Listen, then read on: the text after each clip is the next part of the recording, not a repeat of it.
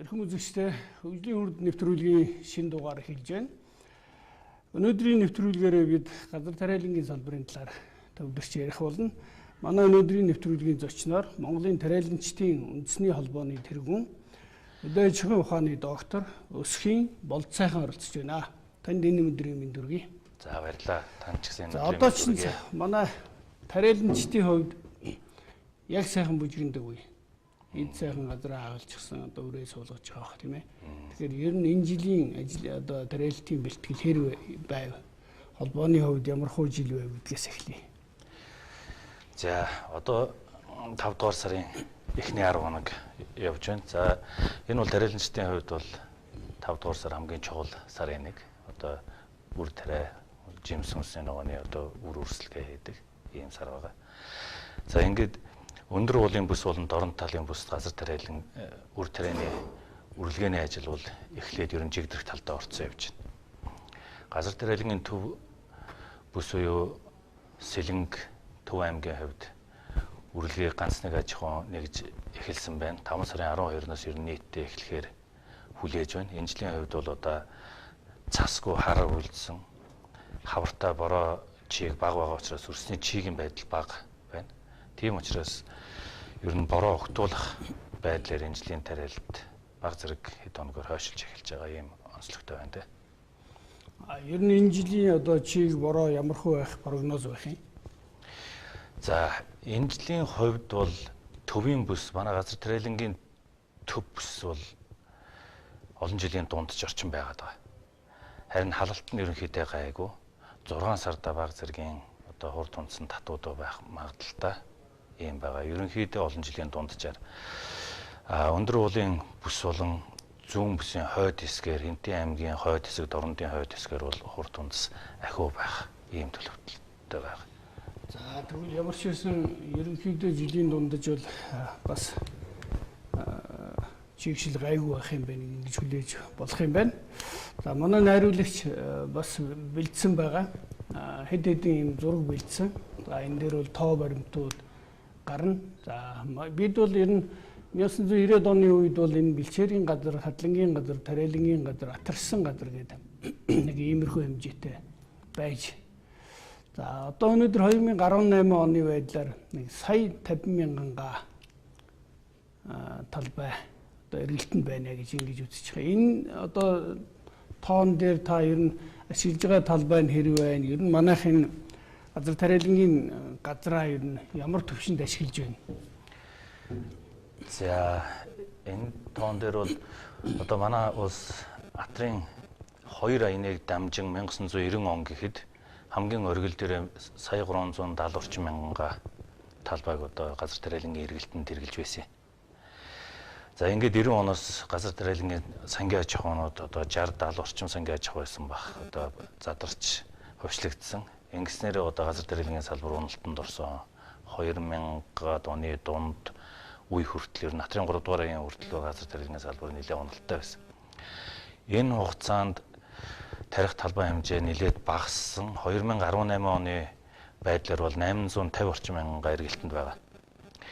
Ойролцоогоор 300 орчим мянган га талбай хөрсний үржил шимийн илэгдэл дөрөөтлөөс болоод ер нь эдлэгэнээс гарсан.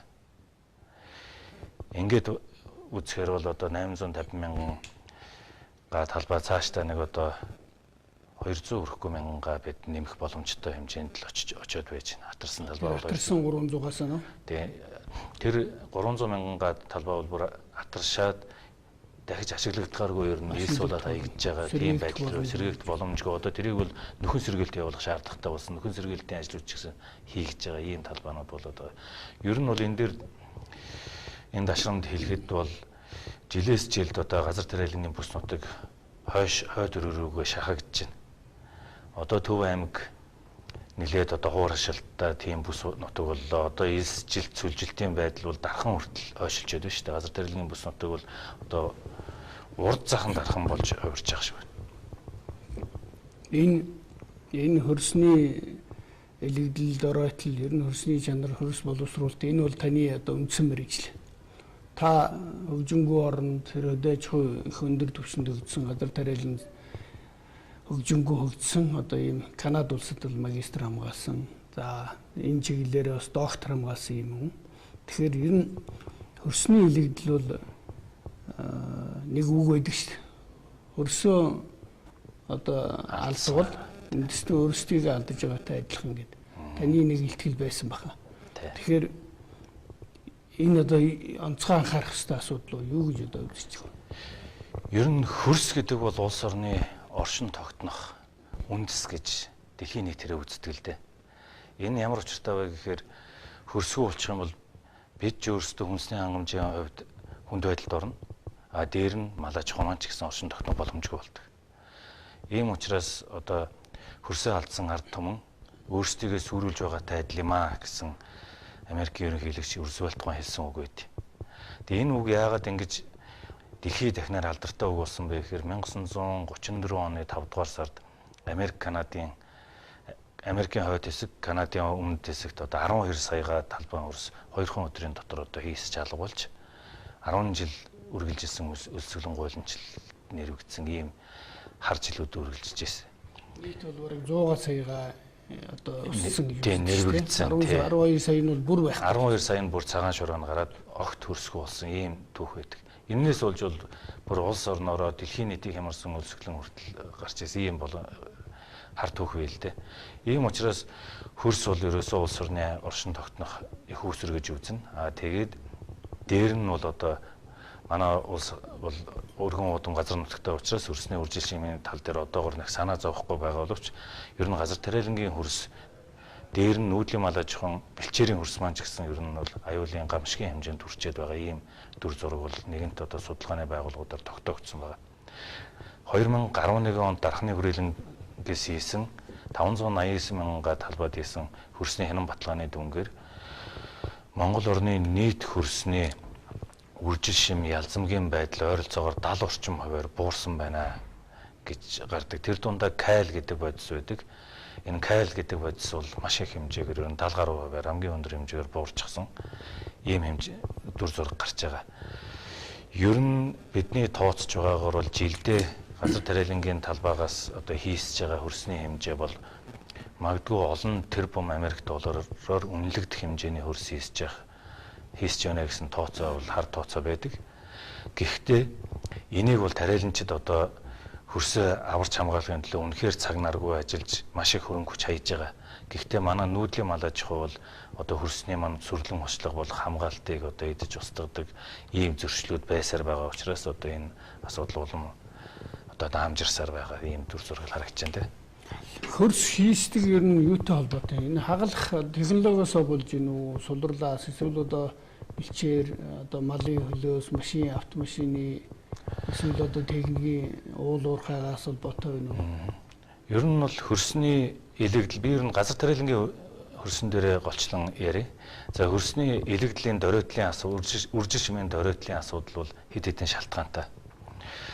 За мэдээж хөрс боловсруулалтаар хөрсийг механикаар хөдөлгөж боловсруулах бол хөрсний бүтцийг нунтагладаг. Бүтц нь ингээд барьцалдсан байхдаа бол салхинд хийсдэггүй байдаг.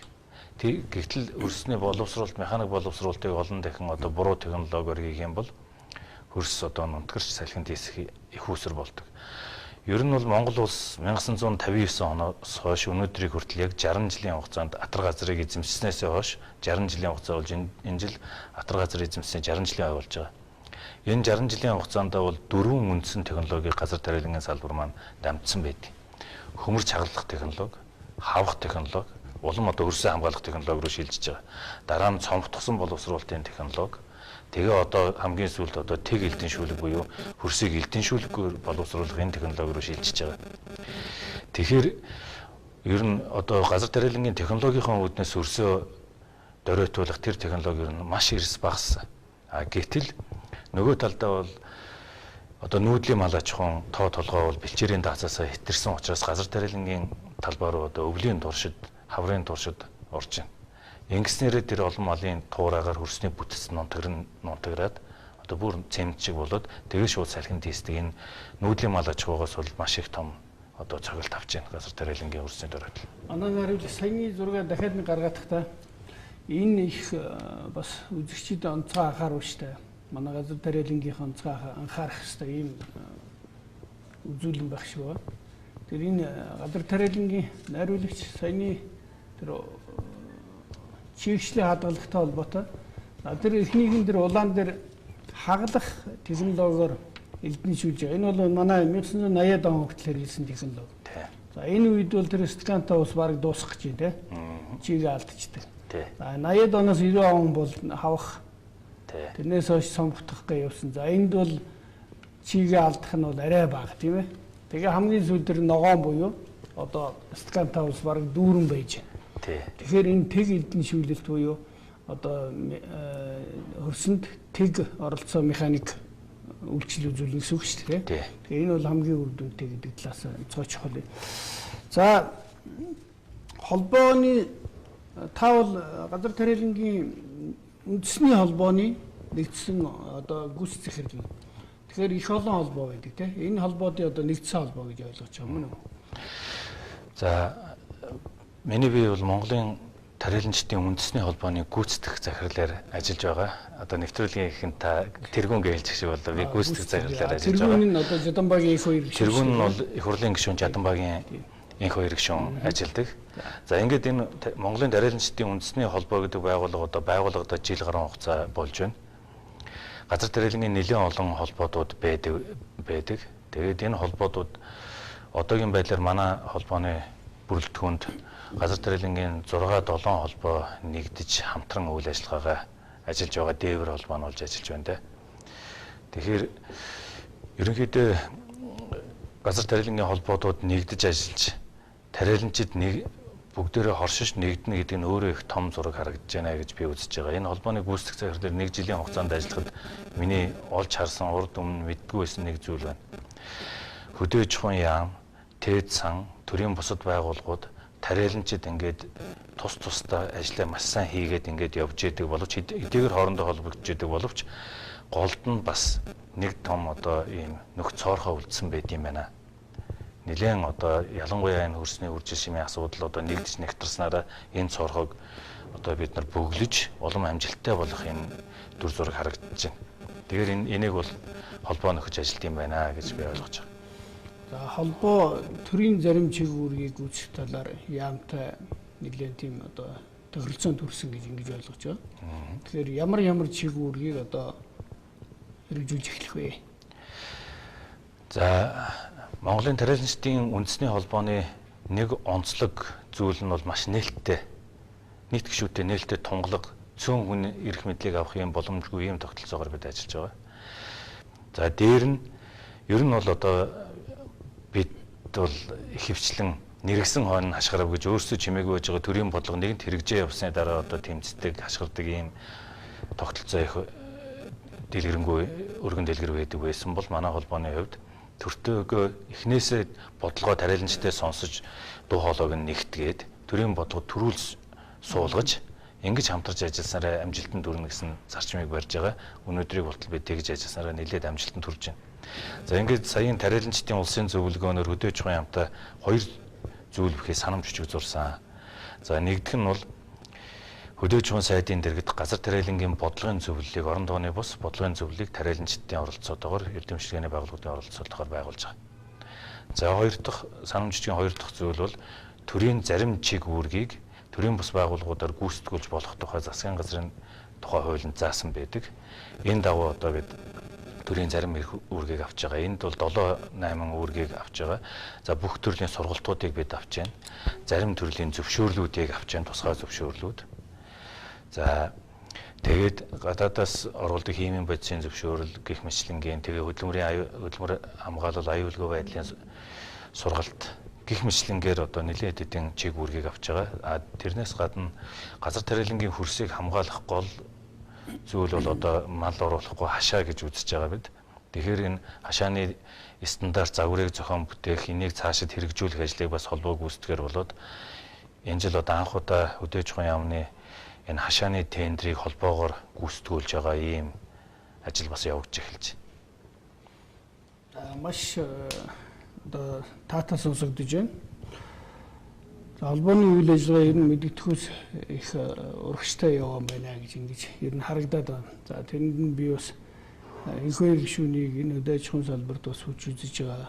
салбарын зовлон бэрхшээлийн бас мэдэх хүн тийм ээ.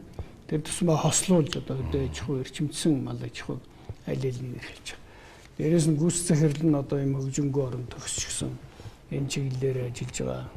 Ялангуяа шинэ техник технологи нэвтрүүлэх тал дээр бол одоо таныг сайн ажиллаж байгаа гэдэг би бас сайн мэднэ. Яамд байх юм. За дээрээс нь ийм нэмзэг одоо энэ Монголын эрсдэл суур амьсгалтай нутгийн хөрс хамгааллын чиглэлээр мэрэгдсэн хүн энэ холбоог толгойлж байгаад бол одоо талархалтай байна. За техникийн технологийн хувьд та тэр тех элдийн шүүлтийн тухай ярьсан. Ер нь сүүлийн үед ямар техник технологиуд нэвтэрч байна. Манай Оросын холбооны улсаас Россел машаас оруулж ирсэн. За хуучин бол уламжилт нөгөө Беларусь Нива МТЗ те Минскийн тракторын завод энэс оруулдаг байсан. За сүүлийн үед бол New Holland за Дошхур нөгөө тэргээл одоо янз янзын за бүр Янмар Куботооч орж иж явах шиг байна. Энэ бүгд хятадын нөгөө фотон гэдэг баахан жижиг оврын тракторууд харагдсан. Тэгээ ер нь аль нь илүү үр ашигтай байна, үр дүнтэй байна. Тэгээд ямар технологиуд нэвтэрч байна. За техникүүд гэдэг талаас. Одоо техник шинжилтийн асуудал бол нэлийн эрч хүчтэй сүүлийн 10 жил явагдлаа. 2008 онд Атрын 3 дугаар аян хэрэгжснээр техник шинжилтийн асуудал бол их өндөр хувьтай явагдсан. Ер нь 50-60 хувьтай явагдсан байна. За энэ дундаа Атрын 3 дугаар аянаас аяны хүрээнд хөрс хамгааллын асуудлыг бол одоо нэлийн өндөр хэмжээнд авч үзэж тариаланчид маань өөрсдөө хөрсөө хамгаалахын тулд маш их сэтгэл зүрх, хөрөнгө мөнгө, цаг хугацаагаа зарцуулж гадаадын одоо өндөр хөгжсөн хөрс хамгаал сайтай орнуудаар явж турших судлаад за ингээд орчин үеийн тоног төхөөрөмжүүдийг оруулж ирсэн. Дандаа тех элдийн шүүлгийн очлогтой тариалан үүсгэх чиглэлийн ийм тоног төхөөрөмжийг тариаланчид өөрсдийн хөрөнгөчөөрөө оруулж ирж байна. За ингээд ер нь бол сүүлийн үед одоо Case IH, New Holland, John Deere, Challenger гэх мэтийн Америкийн одоо томоохон брэндүүд бол одоо Монголд нэлээд их газар авсан. За тэр дундаа бол одоо Case IH, New Holland гэдэг техникүүд бол одоо энэ 2019 оны хаврын тариалтын 35%-ийг Case New Holland маркийн үргэлжлэгчээр гүйцэтгэж байна жишээ нь. Тэгэхээр энэ бол нэлээд одоо хөрсөндөө ээлтэй технологи бол өндөр хэмжээгээр нэвтэрч байна гэж үзэж байгаа.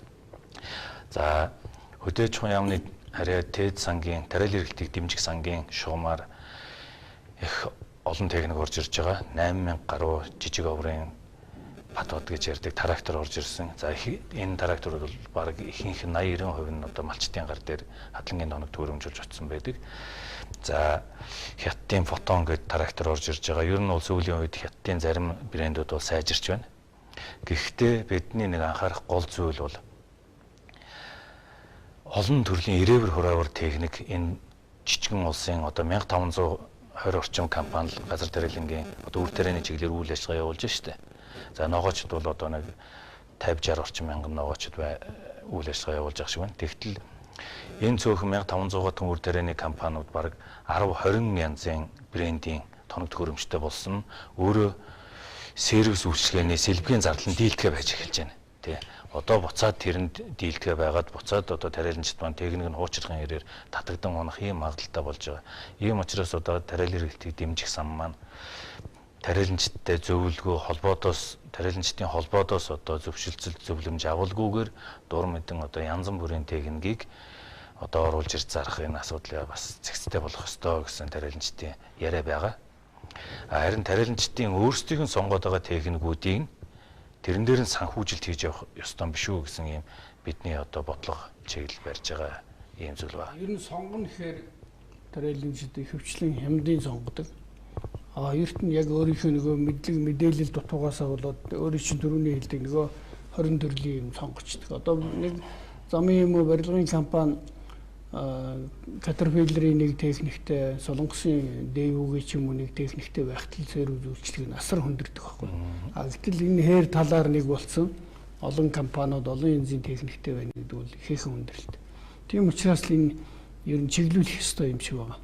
Тэгэхээр би яг таны энэ одоо өндөр хүчин чадалтай одоо John Deere, New Holland гэж ярьлаа. Энэ техникүүд бол үнэхээр гайхамшигтай. Одоо цаг наргүй ажиллах тийм маш өндөр хүчин чадалтай. Энэний одоо тэр ашигт үеийн коэффициент гэж ярьдаг. Бүрэн хүчин чадлын дайчилж ажиллана гэдэг бол өөрөө маш том менежмент байгаа. Тэгжээж нөгөө үнэтэй техникч нь үр дүнтэй болно. За 1200, 1300 одоо за бүр 1500-аар ч их сайн аж ахуйн гэж байна. Газар тариаланд ажиллаж байгаа. Хуучин байсан нөгөө том сангийн аж ахуйнууд чинь тараад жижиг газартай болсон 3 гаатай, 5 гаатай. Тэгэхээр энэ улсууд бол одоо нөгөө жижиг компаниуд ихэнх нь одоо тэр 1000 гаруй нь бол үндсэндээ ийм өндөр үнэтэй том техник авах юм болцоо байхгүй. Тэгэхээр нөгөө техник дунд одоо дундын үйлчилгээ энэ газрууд чинь газрын хагална гэхэд чинь 2 цагийн ажил болно шүү дээ бараг тэр хавьд.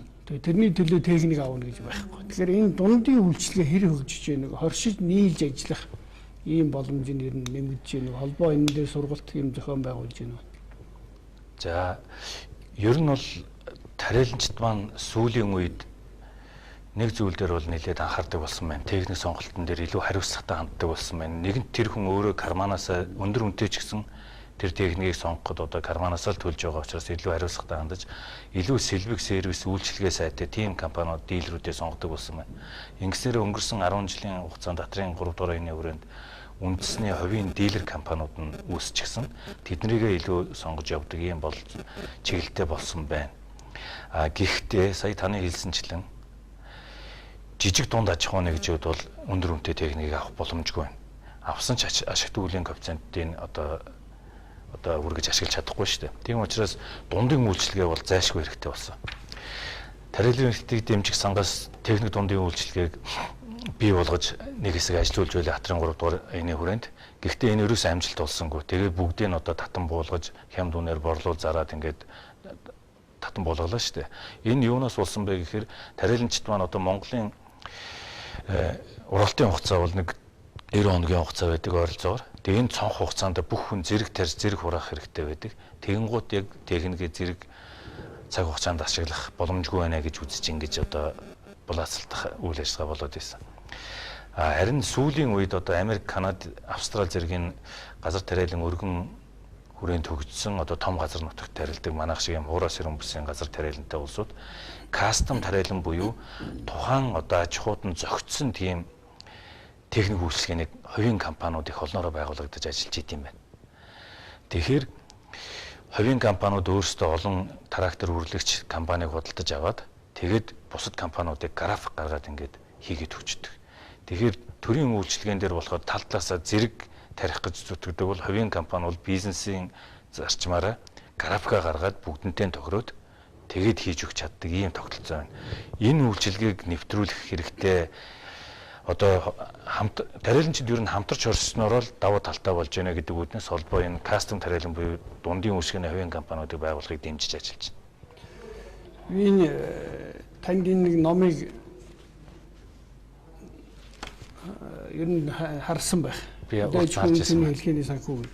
Энэ номыг би 4 жилийн өмнө 2015 онд одоо орчуулж гаргасан юм. Энэ болохоор дэлхийн нөгөө хүнсүдэ аж ахуйн байгууллага шүү дээ. FAO эндээс гаргасан дэлхийн нэг 30-40 орны яг одоо энэ хөдөө аж ахуй газар тариалангийн үйлдвэрлэл эрхэлж байгаа. Тэр газар тариалангийн одоо газраас нь эхлээд боловсруулалт, техник үйлчилгээ, бордоо, гербицид, тэгээд дундум одоо өтрөм хадгалах газар бүр гурлийн үйлдвэрийн хүртэл хэрхэн яаж одоо хэрэглэгчийн ширээн дээр очих хүртэл нь хэрхэн яаж хөгжүүлдэг талаар нэгдсэн. Энэний яаж хийдэг вэ гэдэг ийм туршлагууд байна. Сайн туршлагууд байна, бас алдаж онсон туршлагууд байна. Тэгэхээр энэ бол манайхны хувьд бол онцгой одоо гарын авлага болох хэрэгтэй юм байна. Тэнд чухамдаа ер нь бол төрийн оролцоог нэг ч юм алах. Би одоо яг үндэсний хувьд бол ямар нэг байдлаар төр оролцож эсвэл одоо бизнесийн томоохон группууд нийлээд үндэсний ийм холбоо байдлаараа тэгээд дунд нь энэ санхүүжилтийг нэгдсэн байдлаар бүх оролцогчдыг санхүүжүүлж ийж одоо хөгжиж. Жишээ нь одоо манай сая Капитал банк хөдөө аж ахуйн салбарыг дэмжсэн гэдэг тэгээд зээл нэргэд төлөгдөхгүй одоо дампуурч шээ. Тэгээд чинь ийм одоо 5 оролцогч ямар нэгэн одоо хөдөө аж ахуйн салбарт ажиллаж ийлээ гэхэд аль нэг нь одоо энэ дунд турууных нь нэгийг ингээд санхүүжүүлчлээ. Бүгдийг санхүүжүүлчлээ. Хоёрын санхүүжүүлчлээ. Мөн үү? Тэгээ нөгөө гурвын санхүүжүүлэхгүй юм уу? Одоо гурвын санхүүжүүлээ, хоёрын санхүүжүүлэхгүй бол бүгдээрээ дампуурдаг.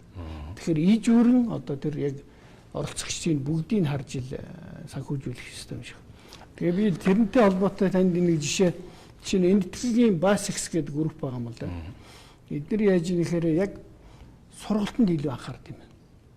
Яг одоо түрүүний өөрийн чи ярьдаг шиг энэ жижиг одоо Борнуур, Цээл, Батсүмбэр, Баянжандуунд байгаа энэ жижиг аж ахуйн нэгжүүдийг бүгдийг нийлүүлээд нэг ижил маягийн мод бол арай томуудын бас нэг арай том. Бүр томууд бол ерөнхийдөө баг өөрсдөө нэг учраа олчт юм шиг үү те. Тэр компани менежмент арай өөр баг. Тэгэхээр тэнд яаж юм гэхээр байгууллагуудын төлөвшүүлэх нэг юм. Дээрээс нь газрын менежмент энэ одоо оролцдог бүх юмнуудаа нэгдсэн байдлаар зохион байгуулж хангалт мангалтай нэгдэх энэ чиглэлд хамтарсан зохион байгуулалтад хийд юм байна. Тэрийг бол одоо яг манай холбоо хийж эхэлж байгаа бах тий. За энэ номыг танд дараа нь гардуулна. Ер нь одоо ингээд гардуулчих. За тэгээд холбоондоо бас үзэл танилцахад бол энэ их өгөөчтэй юмнууд маш их байна гэж ингэж харж байгаа. За энэ жил өвөл цас баг унсан. Чигшил үнэхээр бага байгаа ойлгомжтой. За 100 ямар орохыг одоо бас бүс үсээрээ ялгаатай л баг.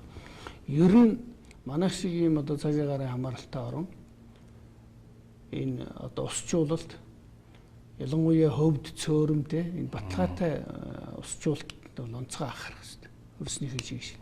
Энэ чиглэлээр одоо яам болоод засаг за танай холбооноос ямар хөө ажлууд хийж. За ер нь бол Монголын газар тариалан хуурай сэрүүн бүсийн газар тариалан. Тэгэхээр өнөөдрийг хүртэл бид одоо тэнгэр ширтэж тэнгэр ангаагаас шүтэж газар тариалан эргэлж ирлээ. Энэ бол өөрөө нэг талаасаа одоо маш их эрсдэлтэй, нөгөө талаасаа одоо тийм сайн бизнесийн зарчим биш юм байна. Ийм учраас бид нэлээд судалгаа явуулж байна. Хөдөөж ухаан яамнаас энэ жил 8000 гагийн усгааны системийг оруулж ирж тариаланчтай одоо урт хугацааны зээлээр олгож байгаа. Энэ бол маш том дэмжлэг. Ер нь бол хөдөөж ухаан яам газар тариаланы салбарт та ер нь нэлээд сайн дэмжлэг үзүүлж ажилладаг. Гэхдээ одоо бас нийт ард иргэдийн сошиалд яваад байгаа шиг тариаланчид цаасан дээр тариа зүгээр юм аваад идэг хүмүүс огт биш. Бид нэг ч удаа кэш авч байгаагүй, бэлэн мөнгө авч байгаагүй. Дээр нь ерөөсөө буцалтгүй тусламж авч байгаагүй. Зээл аваад зээлээ намартаа буцааж төлдгөл ийм тогтолцоогоор тариалан хэрэгтэй дэмжигсэн явж байгаа. За энэ хуурай сэрүүн бүсийн энэ газар тариаланд бид нар одоо 850,000 га эргэлтэнд байгаа энэ нөхцөлд яах ёстой вэ гэхээр одоо бидэнд хэд хэдэн том голууд байна. Сэлэнг хэрлэн одоо хараа өрөө энэ том голуудаа бид нар ашиглаж томоохон сувг шуудууд татах хэрэгтэй байна. Одоо 6 сарын 10-наас 20-ны хооронд 20 гаруй тариаланчид Канадад очиж 480,000 гаг 100 гаруй жилийн өмнө гараараа сувг шуудууд татж байгаа 480,000 га усалсан Канадын Номон голын усгааны систем гэж байдаг.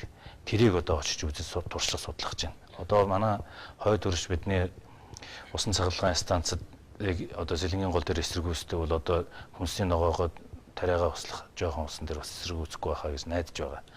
За ингээ услах боломжтой талбай маань бол хязгаартай. Яг тэгэхээр бидний усны их өсвөр хязгаартай учраас. Тэгэхээр нийт газар тариалангаа ер нь яаж бид нар чигийн хангамжийг авч үлдэх вэ гэвэл очлогтой тариалан гэдэг зүйлийг бид хөгжүүлэх ёстой юм. Энэ бол одоо бидний 5 дахь үеийн тариалангийн технологи байх ёстой.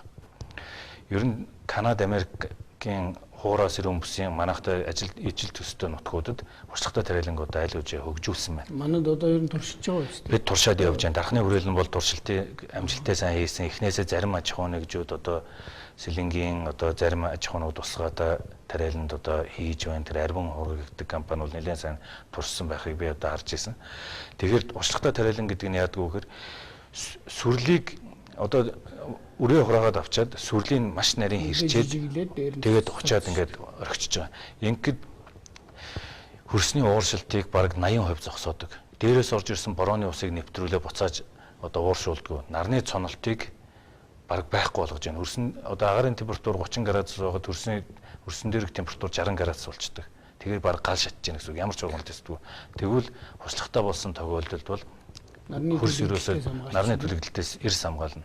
Тэгээд шөнийн алдах өдрийн нарны элчээ шөндөө алддаггүй учраас туршлагатай дараалан хяруу цохоо байдаг. Өвлөмчийг хамгаалах. Ерөөсөө өвлөмчийг хамгаалалттай болдог. Тэгээ хавар тарихад одоо бараг 0 см-т хөрсний чийг нь байж идэг учраас бид гүйхэн үрлэж хурдан ургуулад намар эрт турааж авах, ариун ургаж авах юм боломжтой. Ер нь бол ямар ч гантаа жил байсан бид нар 10 центнерээс буухгүй ургаж авах боломжийг энэ туршлагатай дараалан үүсгэнэ. Туршлагатай дараалан үүсч болохгүй байгаа ганц зүйл нь бол 2000 оноос хойш бид элдэн шүүлэггүй технологи туршлагатай дарааллын төлөө ажиллаа. Тэгээ энэ яагаад болохгүй вэ гэхээр ерөөсөө нүүдлийн мал аж ахуй маань болохгүй. Нүүдлийн мал аж ахуй маань ерөөсөө тариа ураалаа зөрж орж ирэл 9 сарын турш тэр талбай дээр байгаа бүх юмыг иддэг. Тэгээд дээр нь хөрсний бүтцийг нунтаглаад хөрсийг нээсгдэг. Ийм л зөв тогтолтой байгаа учраас нүүдлийн мал аж ахуйгаа бид зэкслэг үүднээс засгийн газрын 131-р тогтоол нодлон гарч газар тариалан энэ зарим бүс нутгийг тогтоож өгсөн.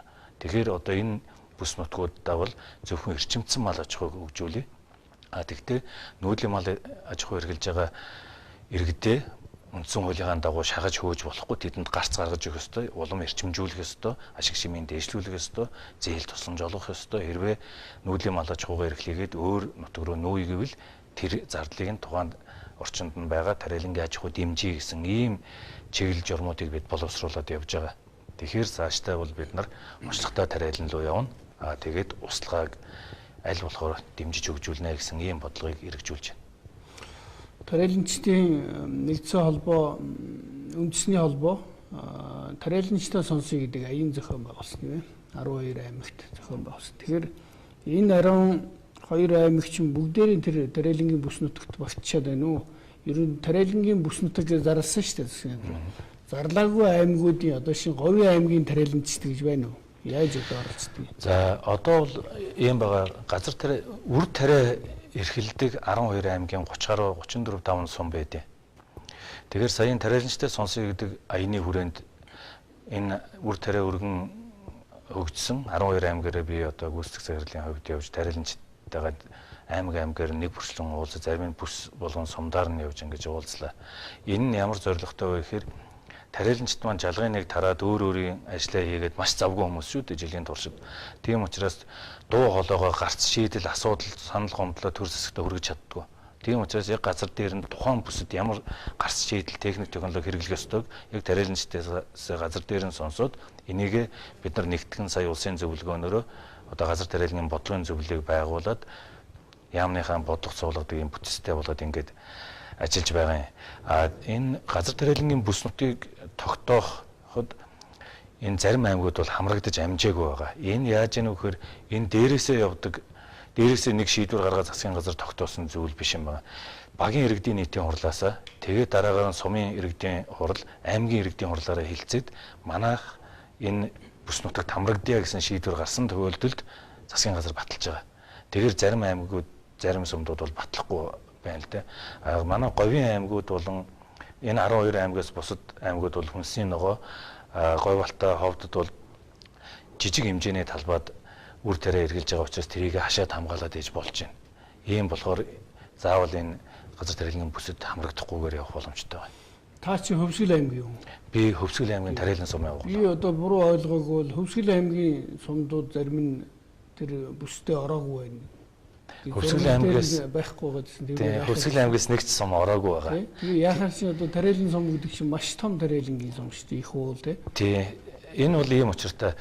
Хөвсгөл аймгийн тариалан сум бол одоо 22 мянган гаатай өндөр уулын бүсийн хамгийн том тариалантай сум. Тэгэхээр энэ яагаад ороогүй байсан бэ гэхээр анхнаасаа бас иргэдийн хурал нь дэмжихгүй байсан. Сая иргэдийн хурлаасаа шийдвэрээ гаргаад засгийн газарт өргөн барьсан байгаа.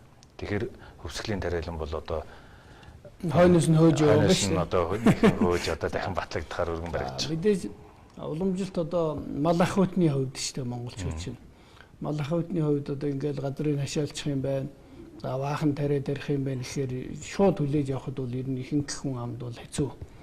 Гэхдээ энийг бид мах идэхийг бодоод байдаг, сүү хэрэглэхийг бодоод мал бас юм иддэг гэдгийг бас бодох хэрэгтэй тийм. Тэгэхээр тэжээлийн аж ахуйг хөгжүүлэх ёстой.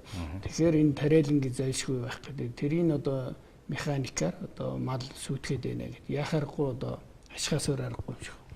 Тэгэхээр нөгөө бидний эрчимцсэн мал аж ахуй гэдэг юм чинь яхахгүй тэжээлийн үйлдвэрлэлийн дагаад гарч ийн. Монгол тэжээлийн үйлдвэрлэл хөгжөөгөөс болоод энэ одоо мах болоод аж ахуйн бүтээгдэхүүний нэгдсэн экспорт нөгөө брэнд бий болгох энэ төр дээр ерөөсөө хөгжихгүй байна гэдэг ийм асуудал байдаг. Зөв тий. Тэгэхээр энэ өөрөө юм ба манай 1.5 сая км квадрат Монгол улсын маань нутгийн 0.6% дээр нь л газар тариалан эрхэлж идэв шүү дээ. Тэгэхээр 99.4% нь бол одоо ойн сан болон гол мөрөн тэгээд бэлчээр байдаг. Тэгэхээр энэ 0.6-хан цаашдаа бид тэлэх боломжгүй байхгүй 0.6% тэр газар тариалангийн нутгийг тэлье гэсэн чи газар тариалан тохирох өрсөлдөй тийм газар одоо бидэнд байхгүй. Тэгэхээр энийгээ бид нүдний цэцгийн шиг хайрлж хамгаалах ёстой. Малчин хүн ч гэсэн гурилуудаа идж байгаа бид. Тийм учраас энэ дээр малчид маань нэг зүйлийг сайн ойлгох ёстой. Одоо тариаланчид хашаа барьдаг. Хашаа барингууд намар нь одоо зарим малчид одоо юугийн хашаагийн нурааж малаа оруулдаг ийм асуудал байгаа. Тэгэхээр тэр хашаач гэсэн тэр хүний хувийн хөрөнгө, хувийн эд зүйлд алдж байгаа ийм одоо гэмт үйлдэл болж байна гэсэн үг. Тэгэхээр бэлчээрийн газар тариалангийн газар гээд хуулиараа салгаад өгсөн ийм зүйл байгаа. Тэгэхээр нэгнийхэн тэр маш их хөрөнгөө хийцэн байгаа улсын одоо оршин тогтнох үнд баялгуулсан хөрс рүүгээ тэгж дайрах асуудлыг хүндэтгэлтэй хандах ёстой малчд маань. А нөгөө талдаа нүүдлийн мал аж ахуй маань бэлчээрийн дөрөөдөл хомсдолд орцсон учраас малчдыгээ бид зүгээр орхиж өрөөсө болохгүй. Одоо энэ газар тариалангийн бүс нутгийг тогтоосон энэ тогтоолын хүрээнд манай холбооноос санаачлаад хөдөөж ухааны хамтаа засгийн газартайгаа хамтраад одоо зарим ажлуудыг санаачлаад төлөвлөгөө гаргаад эхнээсээ хэрэгжүүлж эхэлж байна. Ерөөсөө хамгийн түрүүнд сая засгийн газраас эрчимцэн мал аж ахуйн хөтөлбөрийг баталсан. За энэ хүрээнд энэ газар тариалангийн бүс нутаг буюу энэ 0.6% нутаг дээрээ зөвхөн эрчимцэн мал аж ахуй хөгжүүлээ. Тэгэхээр малчид маань өөрсдөө тэр үнэтэй ашиг шимтэй малыг худалдаж аваад өсгөж үржүүлэх эхний ээлжийн төрөнг оруулалтын боломжгүй. Тийм учраас ер нь бол эрчимцэн мал аж ахуй тижээлэл дагаж хөгжинэ. Тэгэхээр газар тариалангийн аж ахуйнуудыг бид одоо шахаж дэмжиж байгаа. Та бүхэн цөм сүргийн аж ахуйг яралтай хөгжүүл. Тижээлээ өөрсдөө ханга. Тэгээд эргэн тойрныхаа малчдын ашиг шимийг сайжруулах малчдтай одоо тус буян болоо. Энийг та бүхэн нийгмийн хариуцлагын хүрээнд хий. Ингээд энэ хүрээнд бол одоо Сэлэнг аймгийн одоо Сэлэнг тариа гэдэг компани, одоо манай Жэнх хоёр гишүүний Газар компани гэдэр бол маш олон аж ахуйнуудыг одоо цөм сүргийн аж ахуйгаар хангаж ажиллаж штэ. Ойролцоогоор одоо сая би явж байхдаа сонсч байсан бараг 40-50 малчдыг одоо тэр жидүүгээр хангаж өөрсдөө жидүү гаргаж ингэж байж байгаа юм байна шүү дээ. Тэгэхээр ийм чиглэлийг бол бид ажиллана. Ер нь тижэл үйлдвэрлэлийг бол газар тариалангийн салбарын 30 хүртэл дор хаяж байх ёстой. Ер нь социализм үед чи юм байсан. Энэ харьцаа бол одоо бүр 1-2% руу унсан. Яагаад тэгэхээр зах зээлгүй тижэл ургуулдаг малчт маань авдгүй. Тижэл ургуулахгүй болохоор газар тариалан маань сэлгээгүй болоод хөрсний үржил шимийн дөрөөдөл яваад байна. Тийм учраас зайлшгүй тижээлийг сэлгээнд оруулж хөрсөө хамгаална. Тийм хөрсөө хамгаална. Тэгээд тэндээс ургасан зүйлийг бид зах зээл нь энэ эрчимцэн мал аж ахуй байна. Ийм учраас ер нь малчт маань ч гэсэн эрчимцэн мал аж ахуй руу одоо төлхөө явж өөрсдийнхээ амьдрал ахуйг сайжруулах тэр тал руу яваасаа хөрсөө хамгаалаасаа гэсэн юм хүсэлт байна. Манай найруулагчтай Хатрын 1-2 дугаар аян гэсэн тижээлийн сангийн аж ахуйнуудын зураглыг харуулдаа. Ер нь 1990 оны байдлаар Монгол улсад нэг 68 сангийн аж ахуй байсан байгаа. Мал аж ахуйн чиглэлийн сангийн аж ахуйнууд зөндөө байсан. За газар тариалангийн чиглэлийн сангийн аж ахуйнууд байсан. За энийг зүгээр мэдээлэл байдлаар бүгдээ бас харчихад гэмгүй. Тэгээд мал аж ахуйн гэдэг нь бол цэвэр мал аж ахуйгаараа сангийн аж ахуй газар тариалангийн гэдэг нь яг одоо та бүгдийн өнөөдөр хийж байгаа тийм нөгөө яг төрөлдсөн байдлаар илүү газар тариаланд анхаарах, цаашид эрчимцэн болгох. За тэгж эрчимцснээр энэ томоохон суурин газар, за энэ төмөр зам дагсан, ялангуяа нийслэлээс эхлээ Улаанбаатар хот, Дархан Эрдэнэт энэ том газруудыг хангах, хүн ам их суурсан газруудаа нэгдсэн байдлаар хангах ийм төлөвлөлтөд явж ирсэн. Энийг бол их зөв зүйтэй гэж ингэж үзэж байгаа. За өнөөдөр яг бас яг энэ бизнесийнхээ зарчмын дагуу яваад бас алдаж онсон ч гэсэн эргээд бас нэлээд нэгдэх, нэвтрэх, ойлгох тийм мэдлэг дээрээ туршлаад энэ юмнууд их гайгүй явж байна гэнэ. Тэгэхээр танай холбооны нэг ажил бол зөвхөн одоо тариаланчдыг сонсох биш, малчтай хамт сонсдог байвал их зүгээр юм гэж бодлоо. Яг тэгэхээр нөгөө одоо хотог өндөр сумн дээр Жереми гэдэг нэг нөхөр биш үү? Би одоо ферм дээр нь очиж байсан. Тэр хүн ялгаагүй Монгол бюрог аваад шахаад тэгээд амьдын жин нэг 30% нэмэгдчихэж байгаа. Дээрээс нь 1 кг махных нь манайхын 7-8 мянган төгрөгөөр зараад идэг. Мань хүн 3-4 дахин өндөр үнээр 25 мянган төгрөг, 28 мянган төгрөгөөр килограмыг зардаг. Тэр чинь нэг өхөр биш, өөрөөр хэлбэл мань хүн одоо 5-6 өхөртэй юм шиг болчихж байна гэсэн үг шүү. Нөгөө амьдын жин 30% нэмэгдсэн. Тэ? Тэгээд 1.3 дахин одоо 1.3 өхрийг 4-өөр үзүүлэхээр чинь бараг 6 болно үстэй. Тэгэхээр нэг өхрийг 5-6 өхөр болгодог ийм ухаанчин хаанаас байна гэхээр би тэжээлээсэ гэж ойлгодог. Өргөлмийн тэжээл те мэдээж жаахан зардал гарна. Тэгээ энийг энэ газар тариалангийн бүс нутгийн малчт маань одоо та нарын нөгөө сонсдог аянаар хамт сонсчвол эрчимчин рүүгээ илүү хурдтай явах нэ гэдэг нэг ийм ойлголт байна. Энэ дээр та санал нийлэх үү? Наадахтайс нь 100% санал нийлж байгаа. Тийм ч учраас ер нь энэ тал дээр малчтайгаа сая би Сэлэнг аймгийн Орхон сумн дээр малчтын зөвлөгөөнд оролцсон. Тэгээд энэ талаар малчид санал тавьсан. Бид бас энийг сонсч ер нь бол тэжээлэр малчтай түлхүү хангая гэдэг дээр ярьж байгаа. Тийм учраас одоо улсын нөөц болон тариалан эрхтийг дэмжих сан манай зах зээлүүд ер нь ногоон тэжээл авдаггүй байхгүй юу? Яагаад тэгэхээр улсын стандартад байдгүй. Зөвхөн хээрийн бэлчээрийн хадлангийн өвсөл авах ийм стандарттай. Тийм учраас төвийн бүс рүү 1000 гаруй километр зөөж дорндоос хадлан бэлдэж ирээд зөөхөр нөгөө өвс нь алт шиг үнэтэй болдог. Хоёрдугаар зүгээр ямар ч шимт хичээлгүй одоо ногоон гэж байгаа боловч зүгээр хатсан өвс шүү дээ. Тэгэхээр одоо манай холбооноос санаачлаад ногоон тэжээлийн стандартыг улсын стандартад одоо бүртгүүлэхээр ажиллаж байна. Өдөөж байгаа юмтай хамтраад, хүрээлэнгүүтэй хамтраад. Тэгэхээр ингэж бүртгүүлснээрээ одоо малчтаа сайн чанарын дарш ногоон тэжээлийг хүргэх бас нэг дэд үтс сувгтай санхүүгийн болон дэмжлэгтэй сувгтай болох юм аа. Дээр нь малчт маань ер нь одооноос тэжээлийг худалдаж авдаг ийм зүйл сурж байна. Манай компанийн хувьд гэхэд Энтийн аймаг зөвлийн 4 жил одоо тэжээл бэлдэж малчтаа зарлаа. Сүүлийн 2 жил нь бол маш сайн зарагдсан. Сая Увс аймагт би явж тариаланч малчтаа уулзаад ирсэн. Тэгэхэд бол Увс аймаг бол одоо бэлчээрийн даас үнэхээр байхгүй одоо өвсгөө болсон байна. Тийм учраас цархас гэдэг тэжээлийг маш ихээр тарьд юм байна. Увсын тариаланчид. Тэгэл ерөөсөө нэг бодол цархас 5000 төгрөгөөр ерөөсөө өвөлдөө бэлэн мөнгөөр дороо зарагдаад дуусчдаг. Энэ одоо ийм сайхан уламжлал одоо зүйл бий болж байгаа юм байна. Сүүлийн үед яг энэ тэжээлийн чиглэлээр их санаачлал их гарч байгаа. Саяхан нөгөө IPO гаргадаг Түмэн шууд компани хэд одоо Увс аймагт те нэгэн томоохон тийм тэжээлийн аж ахуй нээж байгаа гэсэн ийм баярт мэдээнүүд бол их гарч байгаа.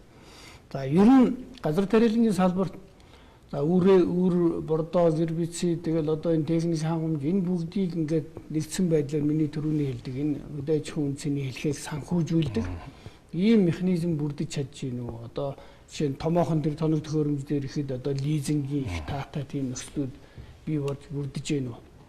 За энэ санхүүгийн эсхэм бол одоо бол өндөрлөлтөй хэвээрээ байгаа. Одоо тариаланчдын одоо оршин тогтнож байгаа гэх юм уу нэлээд том дэмжлэг авч байгаа газар нь бол тариалан эрхтийг дэмжих сангараар дамжиж байгаа. Гэхдээ тариалан эрхтийг дэмжих сан маань одоо энэ жил 20 жилийн үрээ үзэж байгаа. Хийх ёстой томоохон зүйлүүдээ бол хийсэн байна. Одоо жаахан өөрчлөлт орох ёстой болсон байх шиг байна. Тэгж ч одоо яам үзэж өөрсдөө ажиллаж байгаа юм билэ. Энэ нь өөрөө сайн зүйл. Тэгвэл ер нь бол тариалан эрхтийг дэмжих сан бол тариаланчдын төлөө маш зөвтэй ажиллаж байгаа. Ер нь бол дэлхийн бүх улсад одоо би яг мэргэжлийн үнийхээ хувьд хариуцлагатай хэлгээд бол дэлхийн бүх улсад газар тариалангийн салбар төрийн татаас дэмжлэхгүйгээр явдаггүй. Энэ бол хүн соолоо бэлдэх салбар байдаг. Хүн соолноосоо хинч ашиг унгаа гэж ажилдаггүй юм байна. Монголд одоо ийм өндөр зардалтай ийм өрлөгөн газар тариалан хэрэгжүүлэх хэрэг байна уу? Хажууд Орос, Украин, Канада, Казахстанаас хямд будаа авах боломжтой гэж үздэг хэсэг байдаг боловч энэ бол үгүй юм аа. Бид энийг эцсийн уг мохортон тултал мохорлоо асуудалсан. Эцсийн дүндээ бидний тарихаа болоод газар тариалангийн салбар огт байхгүй техник технологи хүний нөөцгөө болсон үед бол бид алтнаас үнэтэй будаа авчид ийм л дүр зураг харагдсан юм лээ. Тийм учраас бид бол энэ санхүүгийн тогтолцоог сайжруулж хөгжүүлж бий болох хэрэгтэй. Энэ тал дээр бол холбоо санаачлагтай хөдөөж ухаан сан гэдэг зүйлийг бид санаачлагаар ажиллаж байгаа. За тантай санал нэг байна. Я харахгүй трейлер сан бол онцгой чухал. Энийг яг үндэсний аюулгүй байдлын төлөө ийм ажилдаг ийм байгууллага байх хэвээр. Мэдээж хэрэг хяналт шалгалт бол чухал. Тийм ээ. Тэр нь бол зөвхөн хяналт шалгалтын асуудлыг энэ одоо үндэсний эрүүл хүнсний эрүүл ахуйн аюулгүй байдалтай холж утгаж бас болохгүй. Хянах шалгах бол зүүн хэрэг тийм ээ. Тэгэхээр энэ дээр хоёулаа саналыг байна. Ингээд өнөөдөр битээр маш чухал сэдвээр бас цаг үеийн амин чухал сэдвээр сайхан ярилцлаа. Ингээд холбооны ажилд амжилт хүсье. Ялангуяа энэ газар тариалан хөгжүүлэхэд хөдөө аж ахуйг хөгжүүлэхэд 4 чухал оролцогч байна. Нэгдүгээрт мэдээж төр, хоёрт нь энэ төрийн бус нэгдсэн байгууллага, гуравт нь томоохон корпорацууд, үндэсний хэмжээний санхүүгийн чадвартай корпорацууд хийд юм байна. За дөрөвт нь мэдээж өөрсдөө нэгдсэн хоорондоо зохион байгуулалтанд орж ингээ ажилдаг. Тэгэхээр төрийнх гээд нилээ явсан хэдийгээр явж байгаа боловч бас алдаа их байна. Тэ. За томоохон компаниуд гэхээр бас яг нэг том компаниудын шууд хяналтанд орох бол бас монопол үүсдэг юм талтай өндөр тогтдог. За жижигүүд бол манайхан өнөөдөр мэдлэгээрээс тэр одоо түүхэн төрслөг байхгүй гасаж болоод нэгдэж нэгтэрч чадахгүй байна. Тийм учраас үлдэж байгаа нь би бол найдвар тавьж байгаа энэ одоо нэгдсэн холбоо, үндэсний холбоо бол онцгой үүрэг гүйцэтгэх ёстой юм байна шүү гэдэг. Энэ яриагаар хоёлаа өнөөдрийнхөө одоо нэвтрүүлгийг ингээд төгсгөё. Дараагийн 5 гарагт уулзцгаая. Үзэгчдээ баярлалаа.